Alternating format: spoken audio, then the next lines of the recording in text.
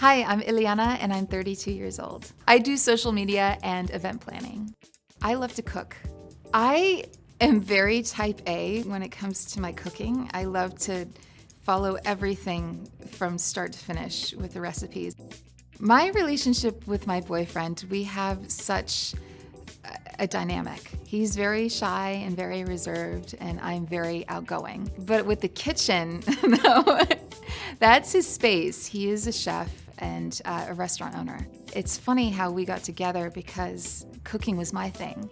And then all of a sudden I meet someone whose cooking is really their thing. I'm gonna be a bridesmaid for the first time in my friend's wedding. There's gonna be a lot of photos taken, and I wanted my crow's feet and my frown lines to be less noticeable. I found myself buying very expensive topical creams, and I wasn't getting the results that I wanted. I've had friends who've been treated with Botox cosmetic, and I thought, you know what, now it's my turn. I made an appointment and I found out it's right for me.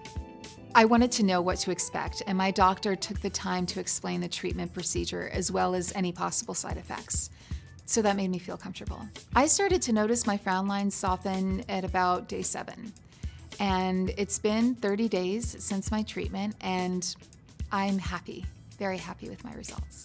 I can't stop looking in the mirror. I think my results are noticeable, but I don't look like I've had work done. Now I don't feel like I'm covering up my frown lines and crow's feet because I talked to my doctor about Botox cosmetic.